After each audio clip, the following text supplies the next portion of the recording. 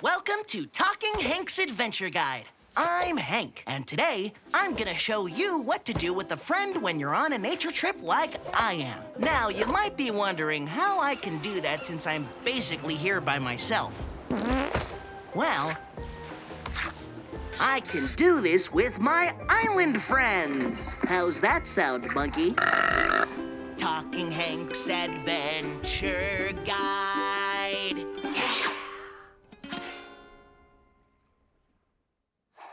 Things to do with a friend. Okay, I'm on an island and my friend is here too. So, I'll need to come up with some fun things to do. I've got a plan for snacks, games, and enjoying nature. You should try to have snacks that your friend will like. So, I made that healthy classic, Ants on a Log. Ants on a Log isn't as gross as it sounds. It's actually just celery, peanut butter, and raisins. Ugh. Board games are a great way to spend time with your friend. Your move, monkey. Sometimes the most fun games are the ones you make up together. Monkey, let's plow! If games don't work out, a nice thing to do is just to enjoy the beauty of nature with your friend. Huh? At least he's having fun, though. So, now it's time for the most important part of having a friend over. Telling that friend to please go to sleep. It sure is late. We better go to bed so we're rested up for island fun tomorrow. Maybe I can tire him out?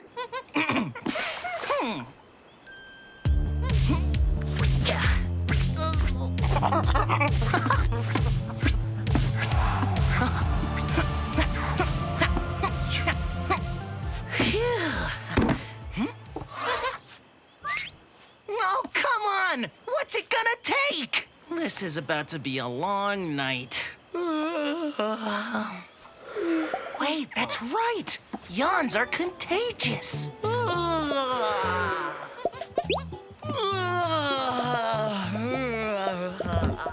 Aw, he's so cute when he's snoozing. I had a fun time with my monkey friend. Now my other friend, Professor Sock Puppet's gonna tell us what we learned. Sock Puppet's gonna tell us what we learned. Yeah.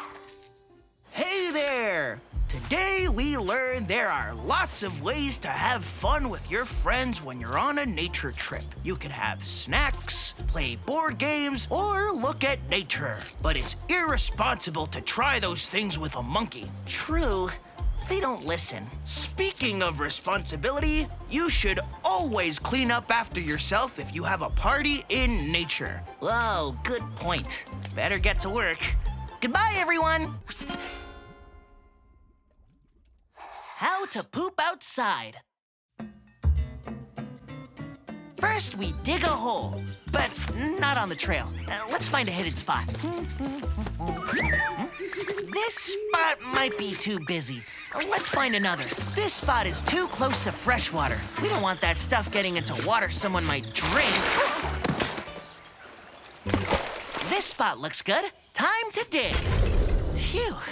There. Now we just need to fill it. Don't worry, I used mud to make, fake poop. It's a little sticky. Come on. Gross. We're almost done. Just one more thing. It's important to cover the hole to hide the smell. I'll make it look as if no one was here. So now you know how to relieve yourself in nature. Oh, man. Obviously, the elephant doesn't follow Hank's guide to island living. Maybe I can teach it. Phew. I dug a big hole for the elephant's toilet, just like ours, only bigger. Here, elephant. You see what that is? It's a hole that you can go in. That way, you don't have to go on the trail. Oh. If I follow the elephant with this potty on wheels, it should eventually understand what this is for. Huh? Huh? Come on, elephant. elephant, just turn around and, do the doo-doo. Huh? Whoa, wait, no. Huh? Whoa! Run away, potty! This is a potty emergency!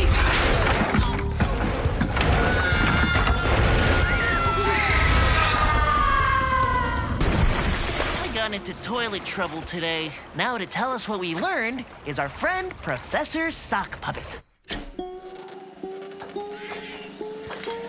Sock Puppet's gonna tell us what we learned. Yeah. Hi, everyone. Today we learned that if you've got to poop in nature, you gotta find a hidden place to dig a hole. And when you're done, carefully bury what you made. We also learned that the elephant doesn't do that.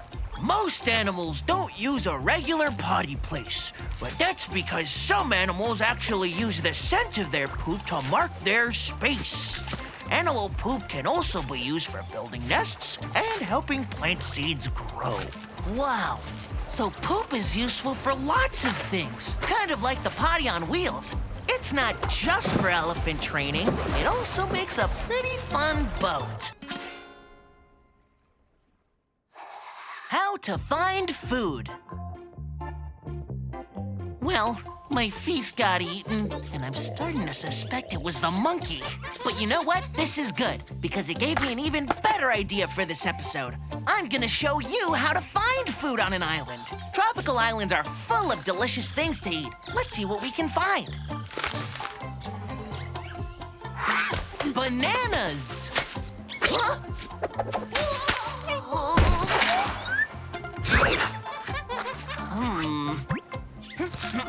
Dragon fruit!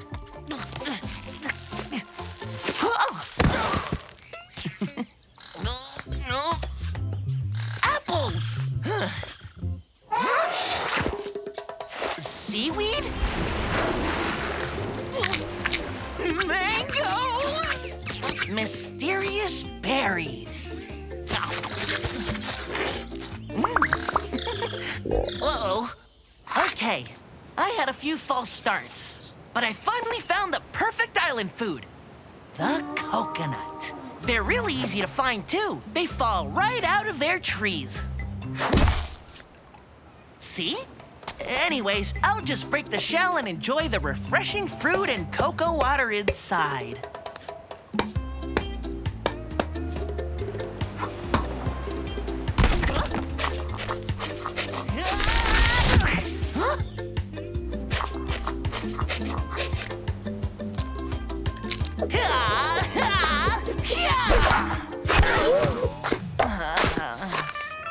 Oh, man. Well, maybe a fish will enjoy it. I found food on the island. Didn't get to eat it. Oh, well. Professor Sock Puppet, what did we learn today? Sock Puppet's gonna tell us what we learned. Yeah. Today we learned nature gives us many delicious things to eat. But coconuts are very hard to open. And you should never eat mysterious berries. You got that right. Huh? What do you want, monkey? I don't have any more food. Wait, what? Did you make me a new feast? Wow. It just goes to show you that sometimes the best way to find food is to count on your friends. How to catch a monster. If I'm gonna catch a monster, I need to think about how to make a trap. I came up with this. It's okay, but maybe nature will inspire me to come up with something better. Spiders use webs to trap bugs. The Venus flytrap is a plant that uses its leaves to catch food. The anglerfish uses a lure on its head to trick animals. Now I'll put all those ideas together for my trap. Done. And not too shabby. My trap is set with popcorn so it will crunch when the monster bites it. Now I just have to wait. Huh? I can't believe I caught the monster. Okay, it's time to lift the box. Oh. can't. I'm scared. Hank, you're strong, smart, and a very cool dude. You've got this.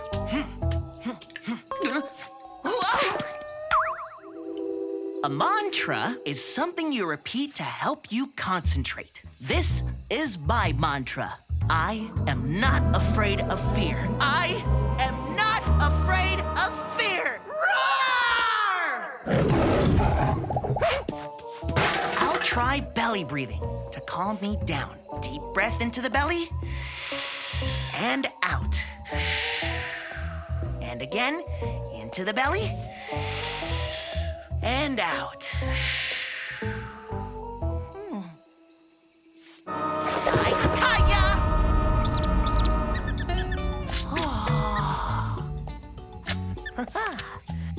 We caught our monster, and it wasn't a monster at all. Maybe Professor Sock Puppet can explain what this all means. Sock Puppet's gonna tell us what we learned. Yeah.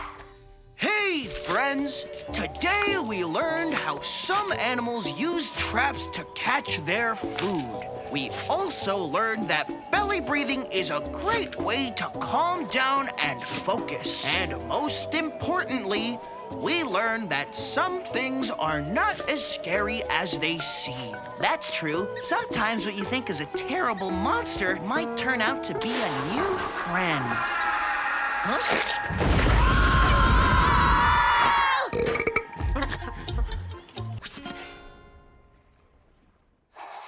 How to send a message in a bottle. Before I send my message in a bottle, I need to decide what to say. This is a special message, so I need my words to be perfect. Like...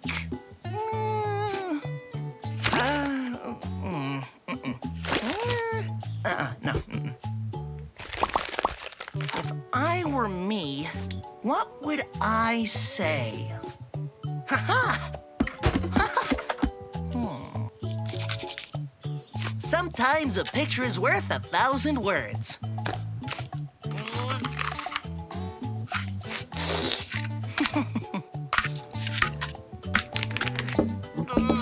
Now I'll seal the bottle to prevent any water from leaking in. Aw, this cork would work, but it doesn't fit. Huh?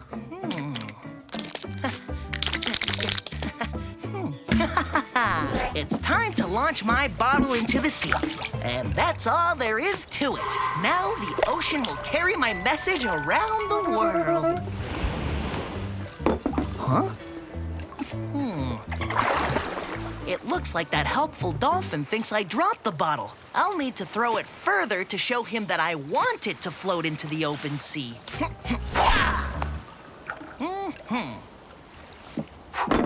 No, dolphin. I'm not playing catch with you.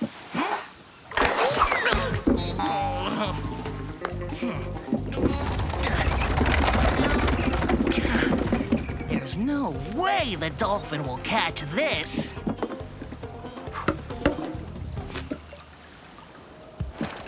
All that was floating in the ocean? You weren't playing catch with me. You were trying to stop me from littering, huh?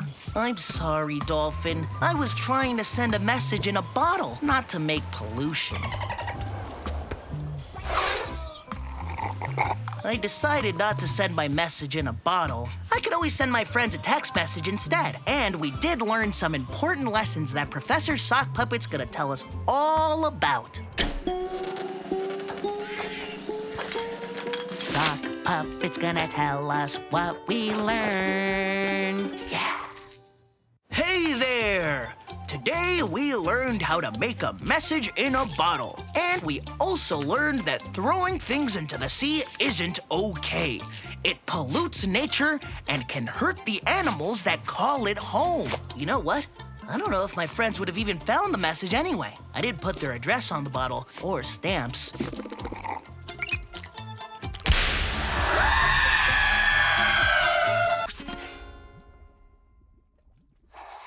How to get close to animals. To find a wild animal, we can look for tracks. Those are animal footprints. Different animals make different shaped footprints. Look, thanks to this muddy puddle, these tracks are easy to follow. Gotta stay focused.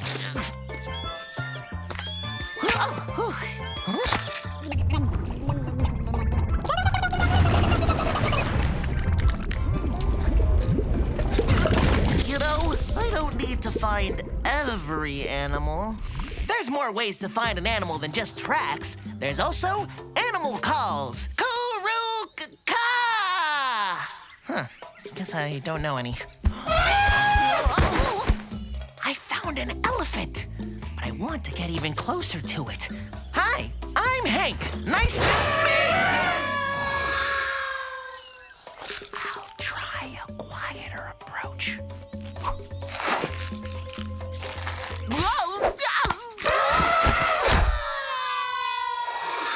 A gift should do the trick. Hi, I have food for you. Interested? Huh? How'd you get there?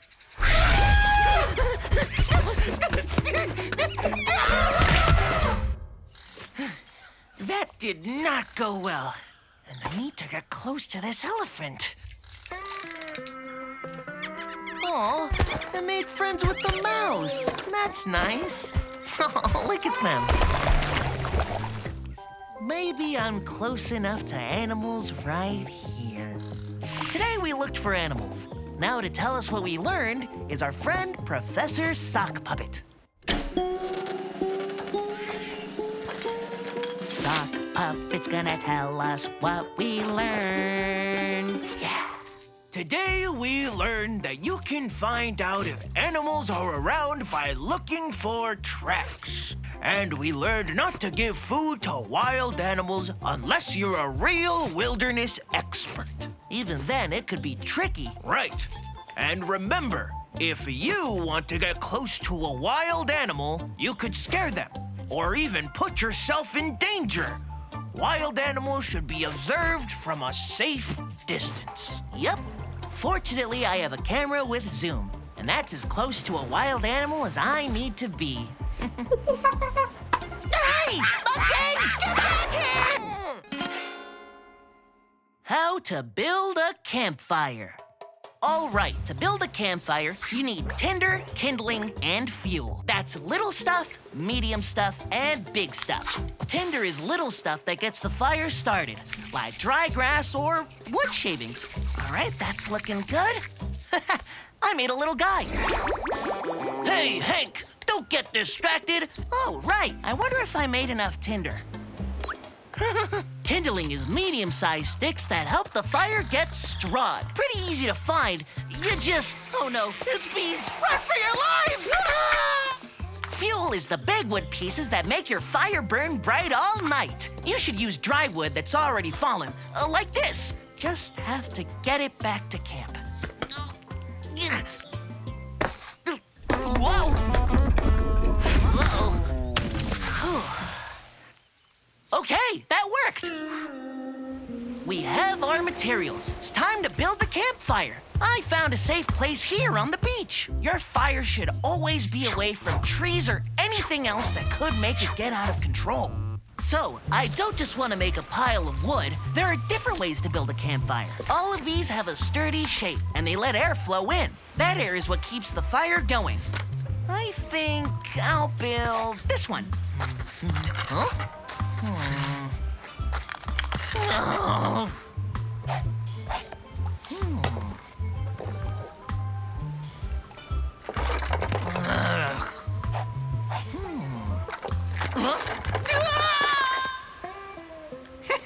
We built one nice campfire. Now to tell us what we learned is our friend Professor Sock Puppet. Sock Puppet's gonna tell us what we learned. Yeah. Hey there! Today we learned that you need tinder, kindling, and fuel to make a campfire. We also learned what shapes you could put the firewood in. And we learned important safety tips, like only build a fire in a clear space. Now, how's that fire coming along? Well, I forgot to bring anything to light this with. Maybe in another episode I can start a campfire. You know what, though? Even if it isn't lit, it's still fun to share a campfire with a friend. What to do with an egg? To get this egg home, we need to figure out, who are you? Not talking, huh? Well, maybe I could take you around and look for your family. Hi, is this your baby? Sorry, this isn't rock, paper, scissors. Eggs, but the size and shape are different. An elephant? Could it be? Impossible. I can't find the family. Oh, it looks so disappointed. Fine, from now on, I'll be the family. Egg, I'll take care of you. Phew. Okay, friends, if you need to take care of an egg, like I do, you make a cozy home for it, like the cocoa nest. A nest made from a coconut. This will protect the egg, but I also have to keep it warm. Then I keep the egg damp until it hatches. Huh? Oh no! If you're caring for an egg, another important thing to know is you have to protect it from danger. Danger like curious monkeys who mess up its nest.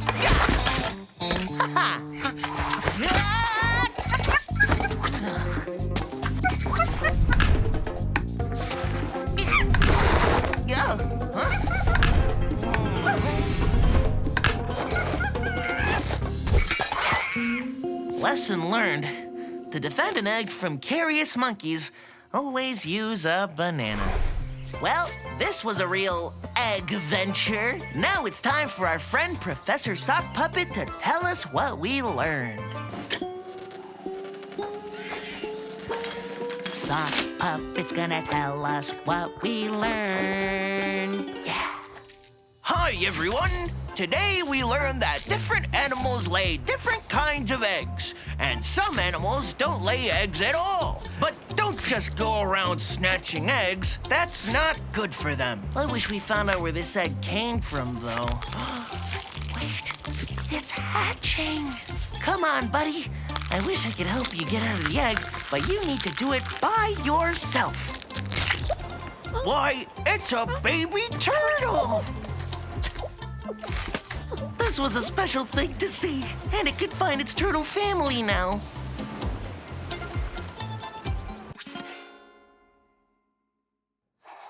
How to decorate for an island holiday. This fern will be a cheery way to display homemade holiday decorations. Let's make some. First, we'll be painting shells. I got a few good ones. Just need to make sure no one's home. You can paint something classic like a sleigh, or something silly like a close-up of your nose. And if you have googly eyes, you can use those too. Look, it's Clem Clemmingsworth. I say, old chap, hang me on the fern at once. As you wish, sir. Now let's make a garland. Get a needle, thread, popcorn, and some berries from a tropical bush on a remote island in the middle of the ocean, or from a grocery store. Thread your needle through the popcorn, then thread the berry, and repeat until you're done. Next, we need a star.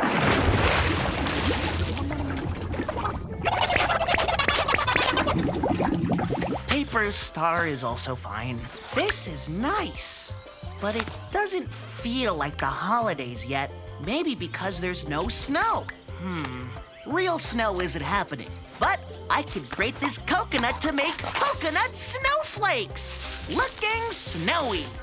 Oh, but my island holiday is still missing something. Monkey, don't eat my coca snow! Oh, Monkey, I didn't mean it. I've just been trying to make the perfect holiday, and I don't want anyone else to ruin it. Monkey, that's it! That's why it doesn't feel like the holidays yet. The holidays are about sharing, and I've just been decorating for myself. Time to spread cheer and coconut snow to everyone on the island. Aw. Yeah.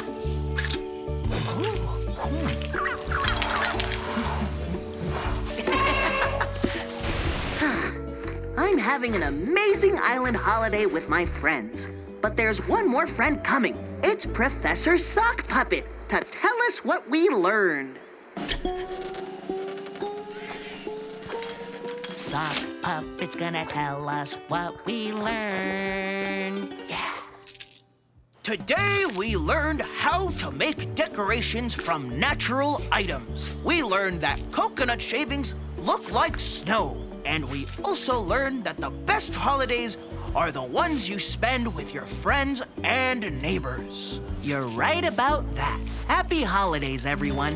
From our little island to yours.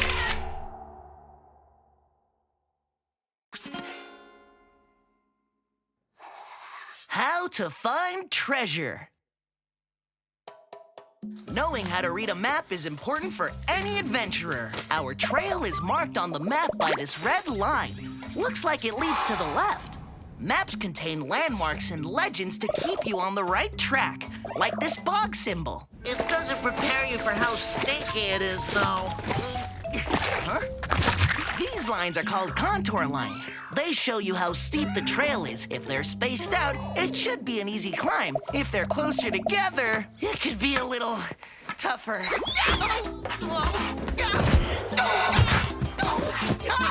nice view from up here. Huh? I knew the map would get me here. The map did its job. Now we actually need to find the treasure.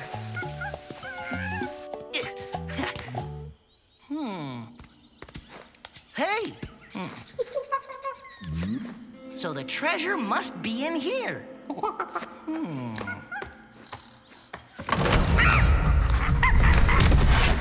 No treasure yet.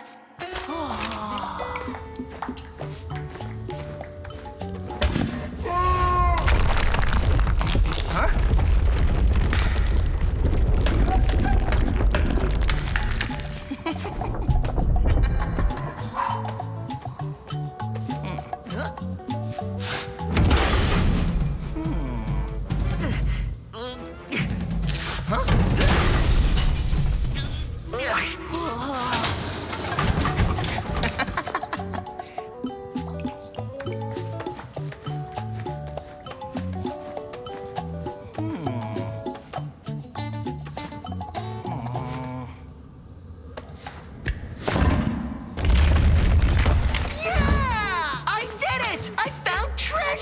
I really just wanted to find treasure. I don't need to keep it, but what am I going to do with treasure?